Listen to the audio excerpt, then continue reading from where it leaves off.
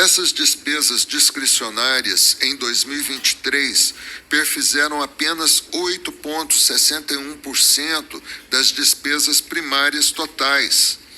Esse fato denota o enorme desafio imposto pela magnitude das despesas obrigatórias, entre as quais as realizadas com inativos e pensionistas, que é o mote principal do meu voto.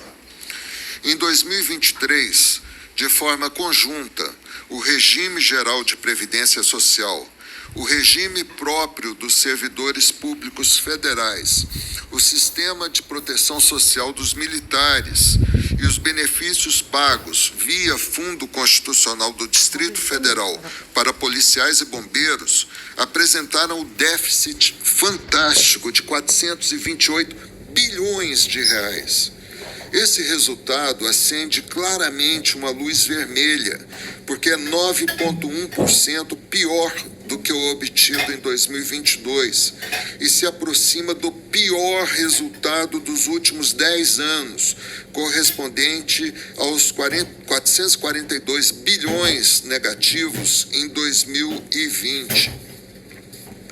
Entre 2015 e 2023, o déficit com inativos e pensionistas cresceu a uma média de 9,1%, muito superior à verificada para o crescimento da economia, de 0,5%, e para as despesas primárias não previdenciárias, de 3,4%. Individualmente considerados, os déficits de cada sistema foram de 315 bilhões para o regime geral de previdência social, de 54 bilhões para o regime próprio de previdência social, 49 bilhões para o sistema de previdência, de sistema dos militares e 8,3 bilhões para o Fundo Constitucional do DF. O aumento do déficit decorreu majoritariamente do regime geral de previdência social, cujas despesas aumentaram 7,5%. Neste exercício, volto minhas atenções para o sistema de proteção dos militares, em razão de sua pequena capacidade de cobertura e do seu monumental déficit per capita, como passo a demonstrar. Enquanto a arrecadação do regime geral de previdência foi capaz de contribuir 65% de suas despesas e o regime próprio dos servidores públicos 42%, o sistema dos militares arrecadou apenas 9 bilhões de reais e gastou 59 bilhões de reais, perfazendo a extremamente pequena proporção de 15,47% da despesa que causa ao erário. Para ter uma ideia precisa do custo do sistema previdenciário militar em 2023, o déficit per capita do INSS foi de R$ 9,4 mil por beneficiário, o dos servidores civis de R$ 69 mil por funcionário aposentado. O dos militares atingiu um montante de R$ 159 mil per capita por cada beneficiário do sistema. Senhores, é muita coisa. Esse déficit é insustentável. Esses dados evocam as noções de justiça e isonomia na avaliação dos benefícios auferidos nas contribuições para equilíbrio das contas públicas de cada sistema. Desde a promulgação da Constituição Federal de 1988, foram realizadas 7 reformas das regras previdenciárias e cito minudentemente cada uma delas, para concluir com a afirmação de que, enquanto houve um corte visceral na carne para os empregados do país e para os funcionários públicos, em relação aos militares, eles foram praticamente intocados. Aliás, no Tribunal de Contas da União foram muito emblemáticos os acórdãos 2059 e 2451 da lavra dos eminentes ministros José Múcio Monteiro e Bruno Dantas. Os dois trataram profundamente dessas questões. Também o acórdão 684 do ministro Anastasia, que firmou entendimento sério acerca da natureza atuarial das despesas pós-emprego com militares.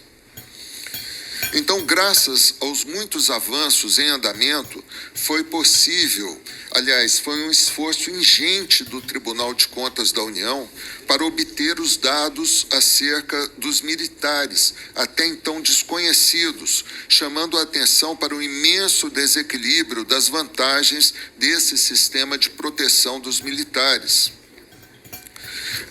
Para se ter uma ideia, apesar das reformas que tentaram se implementar, está ocorrendo lenta redução desse sistema de proteção dos militares, sendo que entre 2022 e 2023 a queda foi de apenas 1%.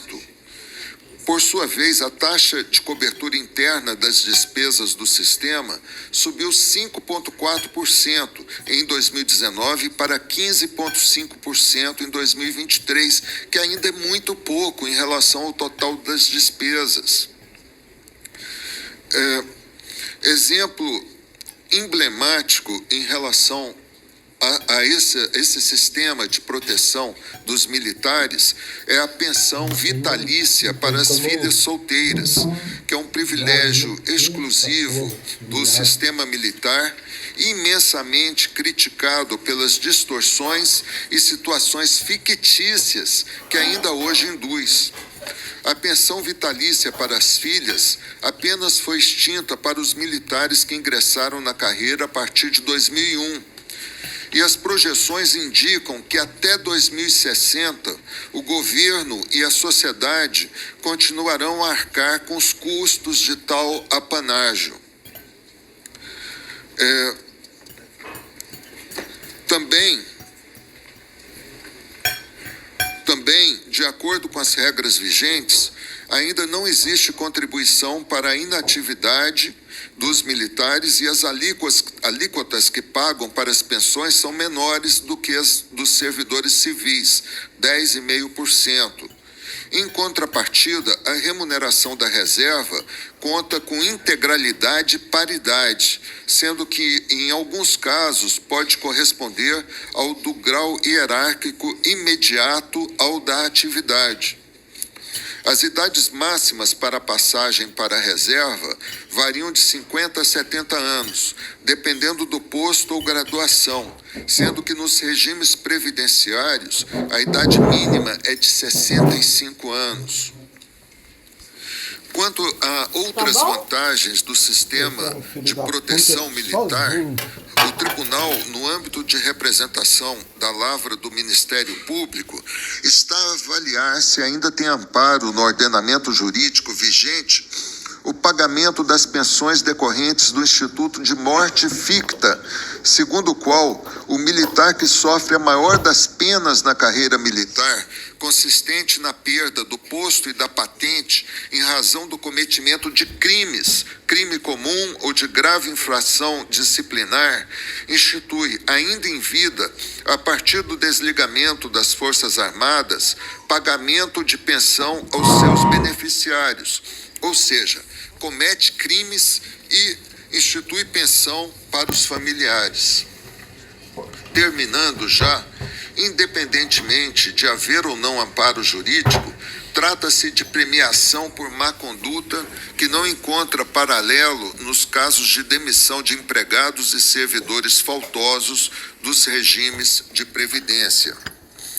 Também deve ser avaliado se a evolução tecnológica e das ações de inteligência ainda permite considerar adequada a significativa diferença de idade para inatividade entre os militares e os servidores de 15 anos que ainda persiste.